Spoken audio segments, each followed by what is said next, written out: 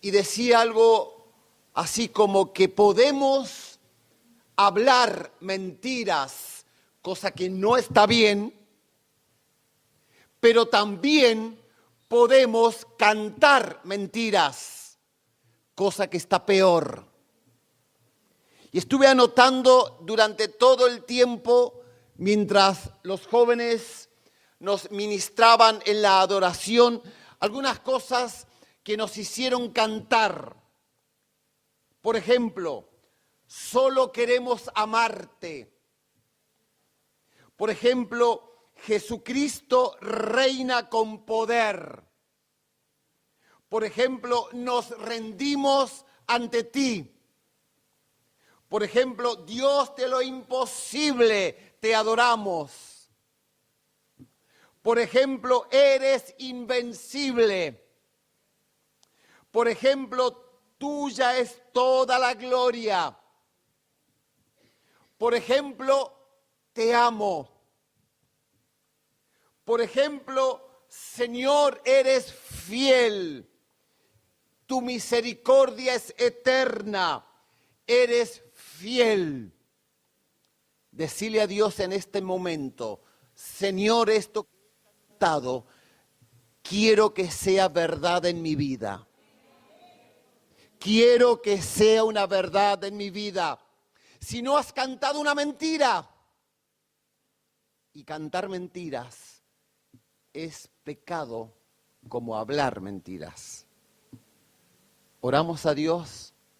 Señor, te damos gracias porque de diferentes rincones de esta Galicia, de diferentes lugares, nos has traído hasta este lugar santo para pensar en ti únicamente.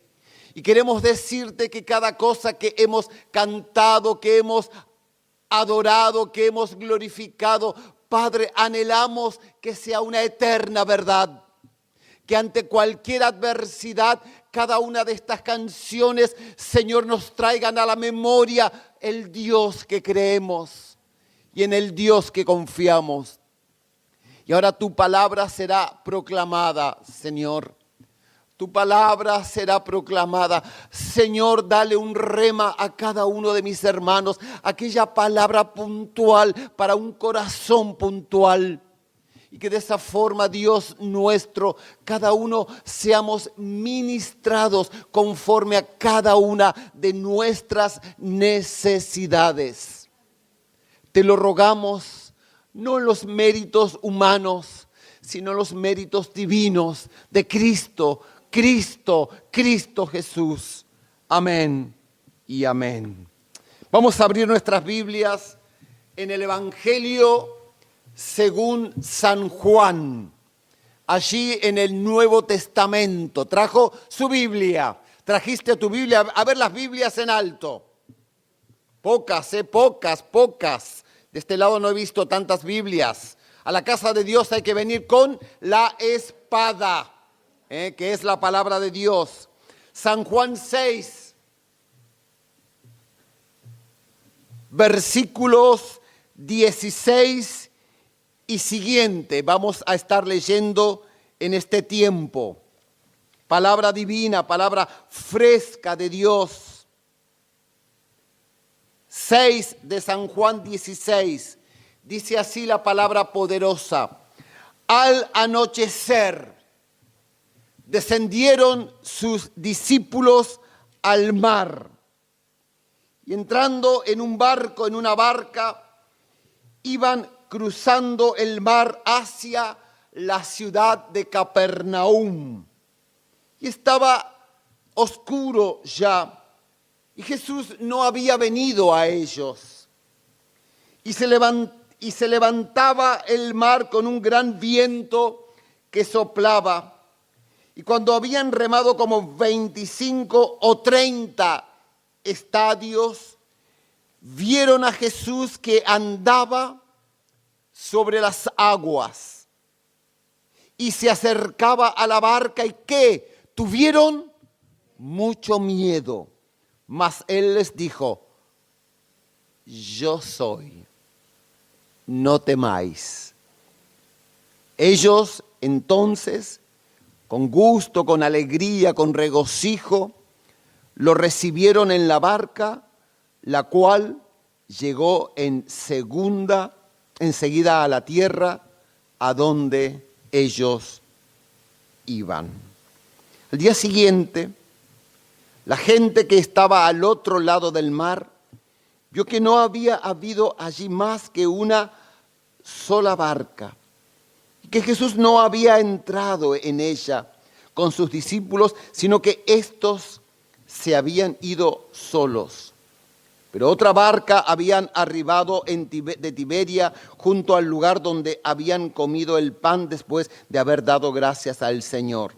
Y cuando vio, pues, la gente que Jesús no estaba allí, ni sus discípulos, entraron en las barcas y fueron a Capernaum buscando a Jesús. Una de las frases que más a través de mis años de cristiano y de creyente y de ser un seguidor de Jesús he oído en mi vida es: ¿dónde está Dios cuando se sufre? ¿Dónde está Jesús en tiempos de adversidad? ¿Dónde está Dios en tiempos de enfermedad? ¿Dónde está Dios en tiempos de prueba? ¿Dónde está Dios cuando no me alcanza el dinero?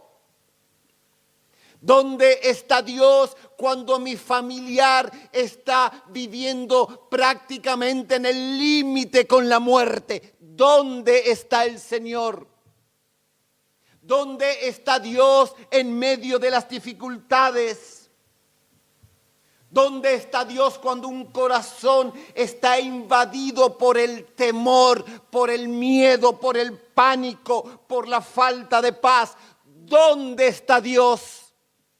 Esta pregunta suena y resuena y suena y resuena en mi corazón cientos de veces. Y quizás tú como yo nos hemos hecho esta pregunta: ¿dónde estás, Dios, en este tiempo de prueba? ¿Dónde estás, Dios, en este tiempo de tormenta que estoy atravesando? En este tiempo de dolor que estoy viviendo. Hermanos, el texto que hemos leído en el Evangelio según San Juan también se encuentra relatado en otros evangelios, en Mateo, por ejemplo, y también el Evangelio según San Marcos. Y aquí descubrimos que el texto que hemos usado y que hemos leído muestra a los discípulos de Jesús con grandes expectativas en cuanto al hecho que ellos estaban comenzando a experimentar, estaban comenzando a vivir. Ahora, la pregunta que yo me hago: ¿qué fue lo que Jesús les pidió a los discípulos? ¿Qué fue lo que Jesús les dijo a los discípulos que hicieran? ¿Qué fue lo que Jesús les rogó a los discípulos que ellos hicieran? Y Jesús les pidió que ellos se metieran en el barco. Métanse al bote. Métanse a la barca. ¿Y ellos qué hicieron? Lo hicieron. Ellos obedecieron la orden de Jesús. Jesús le dijo: entren a la barca, y ellos no dudaron. Ellos no se miraron entre sí. Ellos obedecieron, no discutieron. Quizás ellos podrían haber objetado la orden y haber dicho: no, a esta hora no vamos a meternos en el barco, es tarde, está oscureciendo, la oscuridad les caería en pocos minutos. Pero ellos obedecieron la orden de Jesús. Quizás, mi amado hermano y hermana, te sientas identificado en esta mañana con los discípulos de Jesús, porque eres un obediente, un cristiano fiel y obediente. Vienes a la iglesia cada domingo, cada martes, vienes a los cultos cada viernes, vienes a la oración de madrugada, a la oración de tarde, a la oración de noche, a la intercesión. Todo lo que Él te pide lo haces. Todo lo que Él te pide lo realizas. Pero ¿dónde estás, Dios, cuando sufres? ¿Dónde está Dios ante tus adversidades? ¿Dónde está Dios ante tus problemas? ¿Dónde está Dios ante tus pruebas? Y lo más interesante de este texto que hemos leído, que a mí me asombra, es que ellos obedecieron a Jesús, entraron en el barco, se metieron en la barca, pero Jesús no lo hizo. Los dejó solos. Dice la palabra en San Juan 6:17, fíjate, y entrando en una barca, San Juan 6:17 dice, iban cruzando el mar ¿de qué? ¿Hacia dónde? Hacia Capernaum, y estaba ya oscuro, y Jesús, ¿qué dice? No estaba, no fue con ellos, se quedó fuera de la barca. Por un lado Jesús les dice, métanse a la barca, y por otro lado Él se queda fuera de la barca. Dice, Jesús no había venido a ellos. Frase desalentadora para ellos. Frase desalentadora para ti. Tú que haces todo lo que Él te pide. Tú que vives de la forma que Él te pide. Tú que eres obediente, pero no experimentas que Jesús está contigo. Dice la palabra todavía no. Dice todavía no. Dice la palabra aún no. No era el tiempo que Jesús estuviese con ellos en la barca. No era el tiempo que Jesús subiese con ellos a la barca. Ellos hicieron lo que Jesús les ordenó. Obedecieron. ¿Y con qué se encontraron ellos? Con una noche. Con un mar revuelto. Con un mar agitado. Con una gran tormenta. Y encima, con su maestro, con su guía, ¿quién sabe dónde estaría? ¿Quién sabe dónde estaría? ¿Dónde estás, Jesús? En medio de la oscuridad. ¿Dónde estás, Jesús, en medio de mis tormentas? ¿Dónde estás, Jesús, en medio de mis adversidades? En medio de mis noches agitadas, en medio de mis mares embravecidos. ¿Dónde estás, Jesús? Ese era el grito ensordecedor de parte de los discípulos. Jesús no subió a la barca. Estamos viviendo una prueba, una tormenta, un mar agitado, una noche tenebrosa y Él no está. Él nos dijo que subiéramos y Él no subió.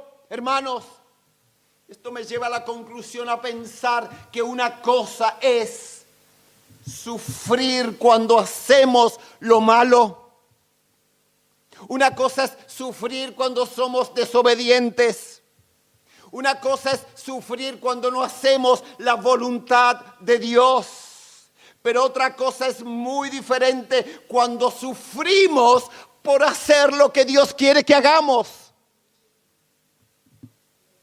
Cuando hacemos lo bueno, cuando hacemos lo correcto, cuando hacemos lo que Él demanda de nosotros. Hay creyentes que me dicen, ¿por qué tengo que sufrir si hago cosas buenas? Me porto bien, doy mis diezmos, voy a la iglesia, sirvo, ministro, predico, enseño, doy mi vida. Y sin embargo, ¿por qué esta noche entenebrecida que estoy viviendo?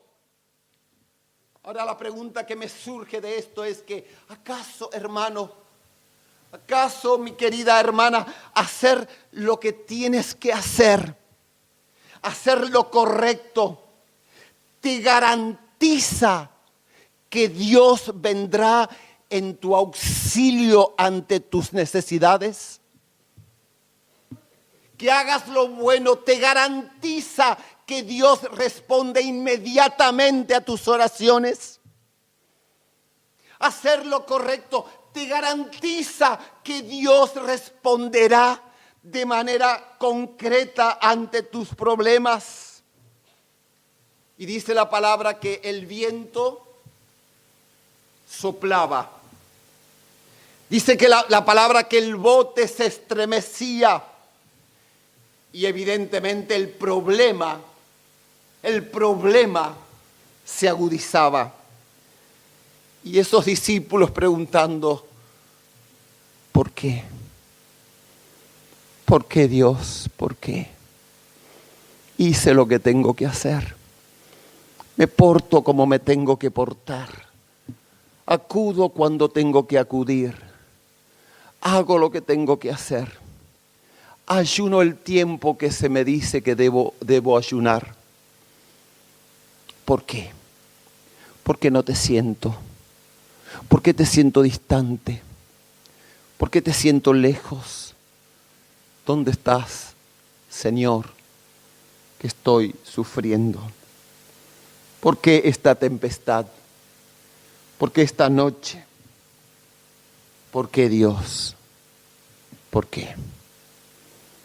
¿Por qué? Hermanos, no es nada grato atravesar una gran tormenta. No es nada grato atravesar una noche tenebrosa y sin siquiera la presencia de Jesús en nuestro medio. Dice la palabra de Dios que hacía 9 horas que los discípulos estaban en el mar. San Juan 6:16, lo vamos a leer. Al anochecer descendieron sus discípulos al mar y allí estuvieron 9 horas. Dice la palabra que ellos entraron al barco al anochecer. Yo ahora estuve en Israel, llegué hace 4 o 5 días.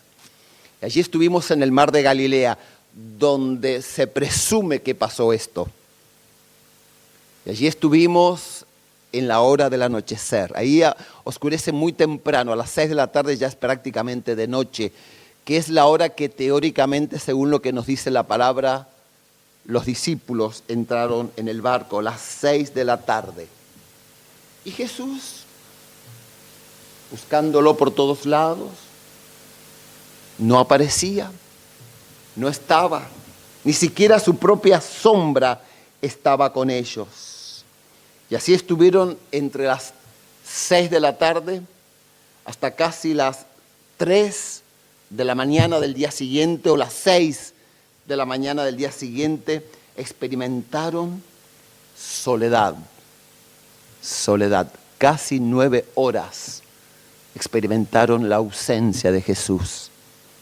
Allí estuvieron horas solos en el mar. Dice la palabra en San Juan, también el texto que hemos leído, que ellos remaron entre 25 a 30 estadios. Esto sería más o menos remar aproximadamente entre 7 y 8 kilómetros de distancia. Fue una larga noche para los discípulos, una larga noche para los discípulos. ¿Cuántas veces atravesaron la oscuridad ellos buscando a su maestro? ¿Cuántas veces lo llamaron buscándolo a gritos a Jesús? ¿Cuántas veces y no lo encontraron? ¿Cuántos años hace que venís orando por algo? ¿Cuántos meses? ¿Cuántas semanas? ¿Cuántas horas venís orando y clamando y no pasa nada? Dios distante de tu oración. Jesús distante de tu problema, de tu clamor, de tu adversidad.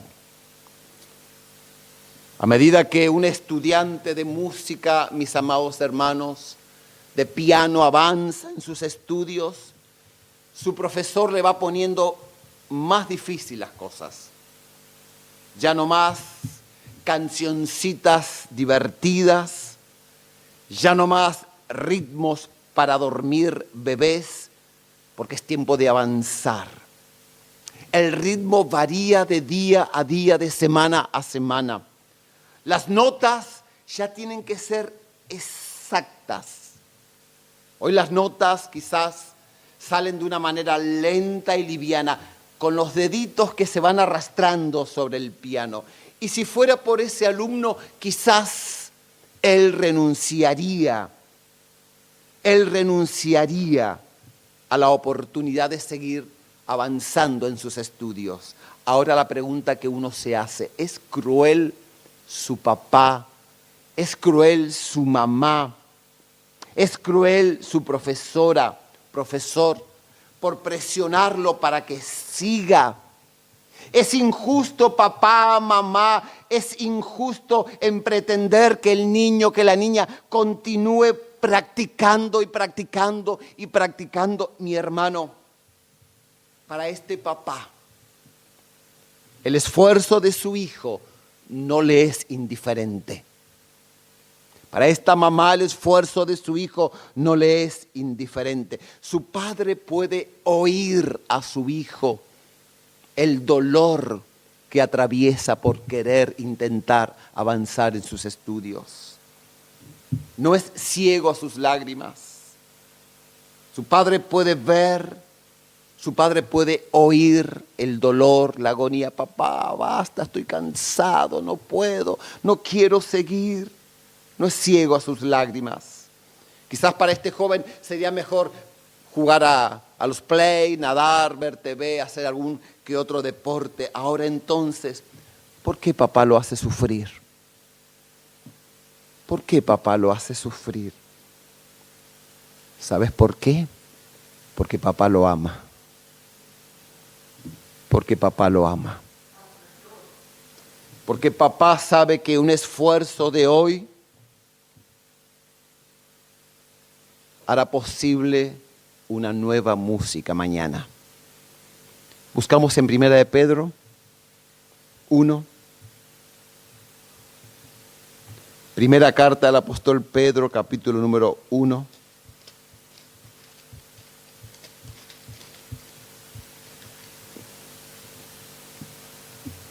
Versículo 6.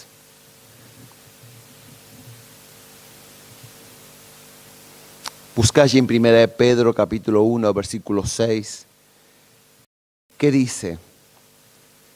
En lo cual vosotros os, ¿qué dice? A ver, alegráis. Aunque ahora por un poco de tiempo, si es necesario, tengáis que ser, ¿qué cosa? Afligidos. Por poco tiempo, dice Pedro. Afligidos en diversas pruebas. Y el 7 dice, para que sometida a prueba vuestra fe, mucho más preciosa que el oro, el cual siempre perecedero se prueba. ¿Con qué se prueba el oro? Y el fuego duele, ¿no? Sea hallada, ¿en qué? En alabanza, en gloria. ¿Qué más? Cuando sea manifestado Jesucristo. El fuego yo sé que duele, pero dice la palabra de Dios que es necesario para que esa prueba sea hallada en alabanza, en gloria y honra mañana, lunes 13 de noviembre. No, el martes 14. No, pastor, el miércoles 15. No, dice, cuando sea manifestado Jesucristo. ¿Anhelamos ese día? ¿Anhelamos el día de la manifestación del Señor en medio de nuestras vidas, en medio de nuestra iglesia? Dice la palabra de Dios en el Evangelio según San Marcos que durante la tempestad Jesús vio que ellos ya comenzaron a remar con dificultad. Dice que los vio en medio de la noche, los vio en medio del problema, los vio en medio de la dificultad, los vio en medio de la tormenta, los vio en medio de la prueba, los vio en medio de la adversidad, los vio en medio de un mar embravecido y Él no hizo nada. Dice la palabra, y Él no hizo absolutamente nada. Había un problema, había una dificultad, hermanos, y Él no hace nada, absolutamente nada. O mejor dicho, hizo algo. ¿Sabes qué hizo? Jesús esperó. Jesús esperó. Mi hermano, Jesús está esperando por tu adversidad. Jesús está esperando por tu prueba. Jesús está esperando por tu noche difícil para comenzar a accionar. Pero está esperando. Dice la palabra que Él esperó hasta que se presentara el tiempo preciso, el tiempo exacto, la hora exacta. Esperó hasta que Él supo que era el momento de ir a la barca y entonces ahí va la barca. Pero esperó. Mi hermano, Dios está esperando entrar a la barca de tu problema, entrar a la barca de tu adversidad, entrar a la barca de tu dificultad. Hay un tiempo preciso en Dios, ¿lo sabías? Hay un tiempo exacto en Dios, un tiempo justo. Esta es la clave de Dios. Tiempo justo, porque las notas, aquellos que sabemos música, las notas en la clave de fa suenan de una manera y las mismas notas en la otra clave, que es la clave de sol, suenan de otra manera. La vida en la clave de Dios es totalmente disonante, hermano, hermana, a la vida, a tu propia necesidad, a la vida en la clave del hombre. Dios es soberano de tus tiempos. Dios es soberano de tus tiempos. Grabate esta frase, decile al Señor: Señor, eres soberano de mis tiempos. Eres soberano de mis tiempos. Dios es soberano de tus tiempos. Lo entiendas o no lo entiendas, lo comprendas o no lo comprendas, Dios es el único soberano de tus tiempos. Ahora la pregunta que me surge: ¿cómo supo Jesús el momento justo para entrar a la barca? ¿Cómo supo Él el tiempo exacto, el tiempo oportuno para ir a la barca? ¿Por qué para Él fue mejor la hora novena que la hora cuarta, la hora quinta o la hora sexta? ¿Por qué Jesús esperó hasta la hora novena? ¿Por qué Jesús espera hasta que el dinero se te acabe? ¿Por qué Dios espera hasta que tu enfermedad se prolongue? ¿Por qué Dios espera hasta muchas veces hasta el otro lado de la tumba para contestar oraciones de sanidad? ¿Por qué? ¿Por qué Dios espera? ¿Por qué? Si yo necesito ya que Dios me responda. Si yo necesito ya que Dios interceda. Si yo necesito ya que Dios venga en mi auxilio. ¿Por qué? ¿Por qué? ¿Por qué, Señor?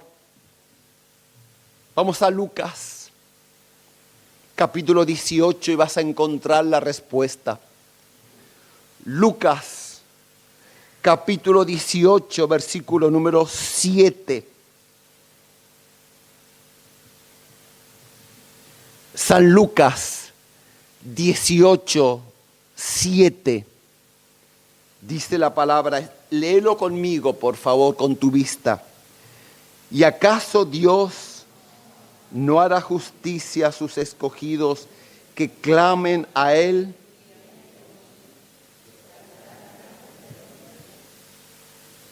¿Acaso Dios no hará justicia por ti y por mí, que clamo y clamo y pido y clamo, Señor, Señor, sanidad para mi esposo, sanidad para mi hijo, sanidad para mi familia. Señor, un trabajo. Señor, Señor, dame, necesito, quiero, dame, Señor. Clamo a ti día y noche, necesito. ¿Acaso dice la palabra, versículo 7, se tardará en su tiempo en responderte? Hermano, aunque tú no escuches absolutamente nada, aunque no veas absolutamente nada, aunque no toques nada, ¿sabes algo? Él está en acción. Él está en acción. Con Dios no hay accidentes. Con Dios hay incidentes.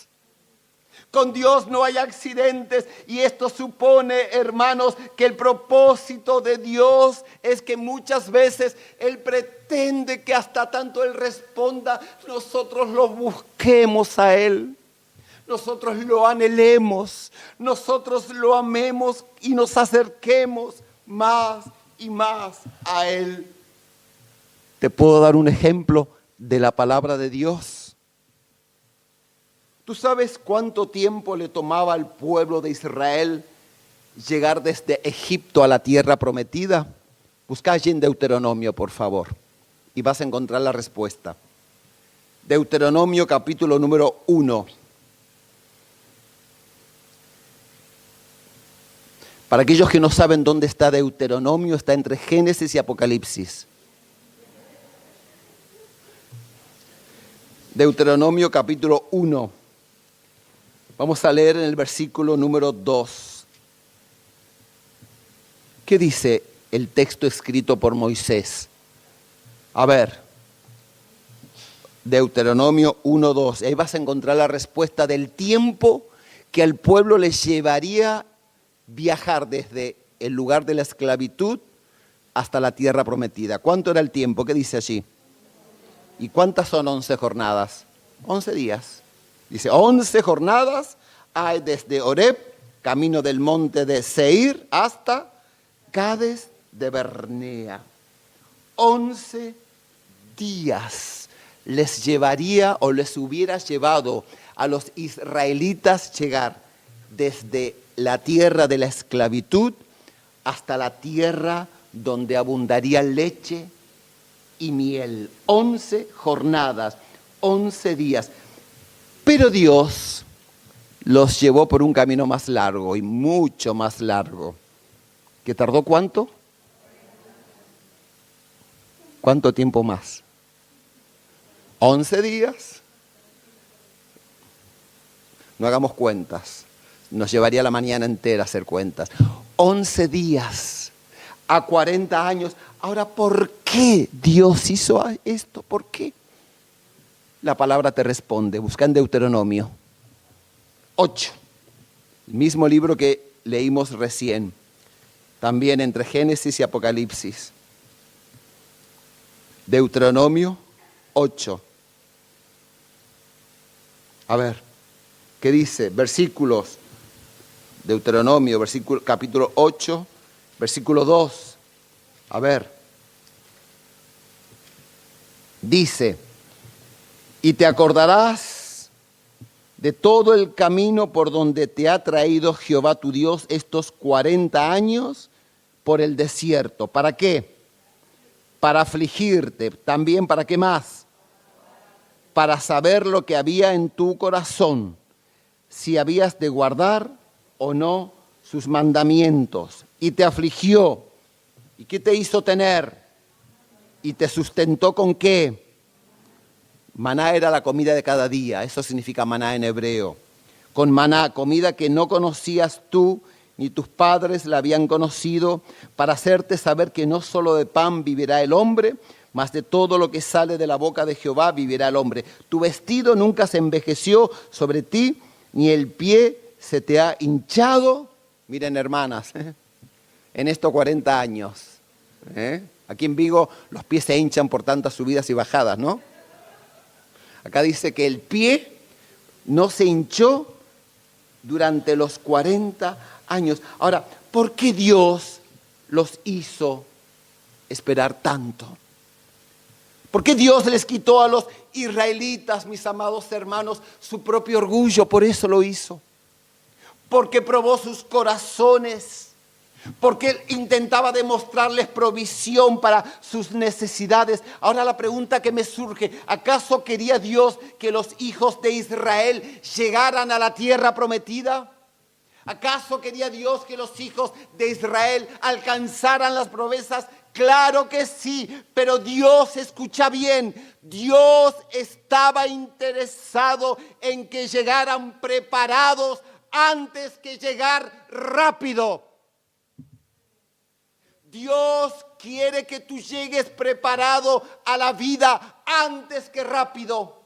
Dios quiere que llegues preparado al matrimonio antes que rápido. Dios quiere que llegues preparado a una profesión antes que rápido. Dios quiere, ante tu problema y ante tu adversidad, que llegues preparado antes que rápido. Dos maestros asistieron a un concierto para escuchar a una lírica soprano. Uno de ellos comentó sobre la pureza de la voz de esta soprano y el otro respondió: es cierto lo que tú dices, pero cantaría mucho mejor si su corazón se rompiera a 1000 pedazos. Cantarías mucho mejor si tu corazón se quebrara, si tu corazón se rompiera. Hermanos, hay ciertas pasiones que solo se aprenden en el dolor. Hay ciertas pasiones que solo se aprenden en la adversidad, en la prueba, en la dificultad. Hay ciertas pasiones que solo se aprenden en la enfermedad. Y a veces Dios nos permite soportar dolores, nos permite soportar pruebas, nos permite atravesar noches tenebrosas para que tú tengas una nueva canción para cantar, para que tú tengas una nueva melodía para ejecutar. Ahora la pregunta que yo me hago: ¿qué hace Dios mientras soportamos el dolor? ¿Qué hace el Señor mientras soportamos la dificultad? ¿Qué hace? ¿Dónde estás, Dios, que estoy sufriendo? Y con lo que te voy a decir ahora, no yo, sino la palabra, va a cambiar tu visión a esta pregunta. Va a cambiar tu visión a esta situación de sentirte distante de Dios en medio de la dificultad. Va a cambiar tu visión de Dios cuando atraviesas tormentas, noches, momentos difíciles en tu vida. Dios en esta mañana va a responder a esta pregunta con su palabra. San Marcos, capítulo número 6. Vamos a leerlo una y otra vez. Y aquí vamos a encontrar la respuesta a esta pregunta: ¿dónde estás, Dios, cuando estoy sufriendo? San Marcos, capítulo 6, versículo 46.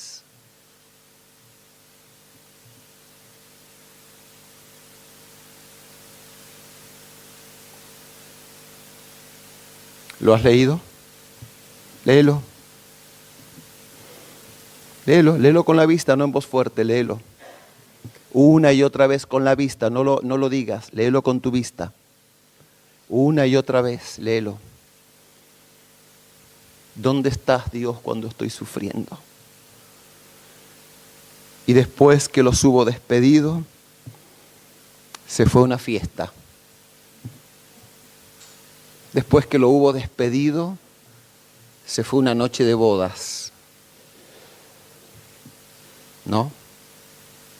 Se fue a orar por ellos. Bendito sea Dios. ¿Sabes qué hace Dios ante tu problema? Ora al Padre. Mira lo que hace. Mira qué respuesta.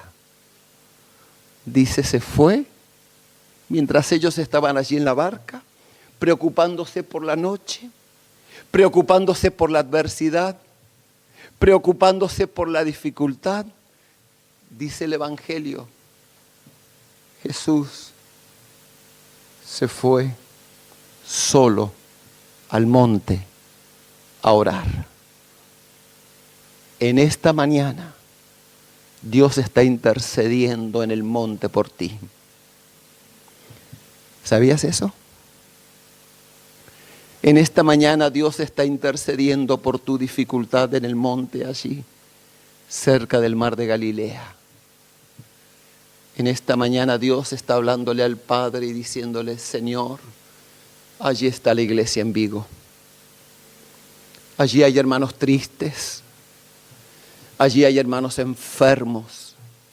Allí hay hermanos padeciendo adversidades y pruebas. Yo te ruego por ellos, Señor. Yo te ruego por ellos. Jesús, dice la palabra, se fue al monte a orar. Intercede al Padre por nosotros. Ruega al Padre por nosotros. Ora al Padre por nosotros. Y lo más notable, hermanos, es que Jesús nunca dejó de orar porque Él escuchaba los gritos de los discípulos. Quizás. Él escuchaba y sabía de las dudas que los discípulos tendrían porque no lo veían en el barco con Él. Pero Él aún así continuó orando y orando y orando, intercediendo. Ahora, ¿por qué? ¿Por qué? Quizás hay dos razones posibles o dos respuestas posibles. O porque no le preocupaba la situación, cosa que no creo, o porque Jesús creía en la oración, cosa que sí creo. Podemos ir a Hebreos, por favor, capítulo número 7.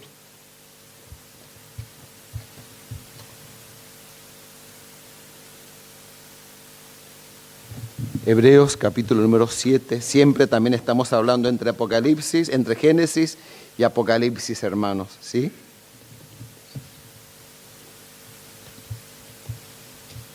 Estamos haciendo un pequeño esgrima bíblico en esta mañana. Hebreos capítulo 7. Ah, Jesús, bendito es tu nombre.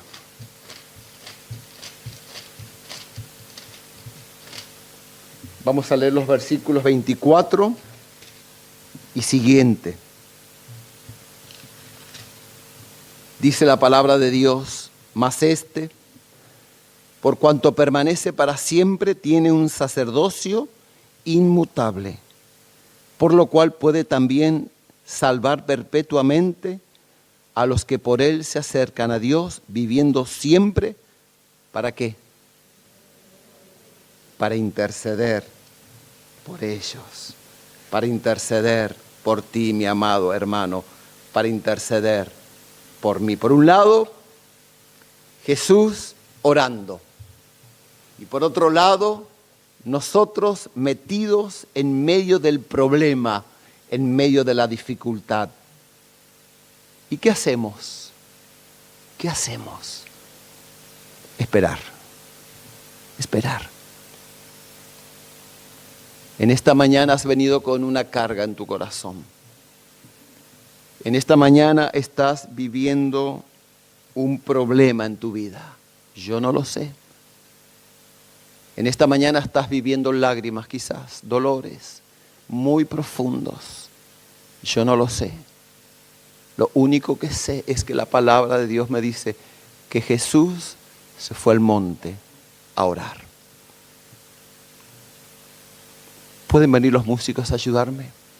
En esta mañana quiero hacer un llamado de parte de Dios. Quiero hacer el llamado que Dios haría en este lugar. Y el llamado merece una respuesta de parte tuya. ¿Tú crees que Él está orando por ti? Cerrá tus ojos y comenzá a decirle a Dios y a contarle a Dios tu problema. Empezá a hablarle a Dios de tu noche difícil. Empezá a contarle a Dios de tu tempestad en tu vida, en la vida de tu familia, en la vida de tu hogar, en la vida de tu iglesia quizás. Decirle a Dios: Señor, entiendo que hasta hoy te sentía distante, pero a partir de hoy entiendo, Dios, que eres sensible a mi problema. Decirle a Dios: intercede al Padre por mí. Decirle a Dios: intercede al Padre por mí. No me dejes solo en esta prueba. Decirle a Dios: no me dejes solo en esta dificultad. Decíselo. Abrí tu boca, abrí tu corazón en esta mañana. Abrí tus labios, abrí tu vida toda para decirle: Señor, entiendo que no estoy solo. Quizás hasta hoy te has sentido solo, distante de Dios, o Dios distante de ti. Pero en esta mañana la palabra te ha mostrado que Él es el primer interesado en interceder al Padre por ti. Él está interesado, mi hermano. Él está interesado, mi hermana. Él no es insensible a tus lágrimas. Él no es insensible a tus penas. Él no es insensible a tu clamor. Usted me dirá: Pastor David, llevo 1 año, 2 años, 3 años, 4 años, toda una vida esperando. Quiero decirte, mi amado, que aún Dios sigue confiando en tu paciencia. Dios sigue confiando en tu paciencia. Este lugar es amplio. Aquí adelante. Cuánto me gustaría que vinieras aquí al frente y te arrodillaras para decirle a Dios: Señor, Señor, Señor, no estoy solo. Vení acá adelante, por favor, mi hermano. Hay espacio. Arrodíllate, arrodíllate, aunque tus rodillas estén endebles, aunque tus huesos sientan dolor, arrodíllate en esta mañana. Hay lugar en el altar de Dios, hay lugar. Jóvenes, vengan. Hermanas, vengan a la cruz. Hermanos, vengan a la asistencia del Espíritu Santo en esta mañana. Vengan, vengan. Y díganle a Dios: Señor, hoy entiendo, Señor, entiendo que jamás estuve solo. Pedile perdón a Dios, quizás en esta mañana, si en algún momento de tu vida sentiste la lejanía de Dios. Pero en esta mañana Dios te está diciendo una vez más: nunca te dejé solo, hija mía.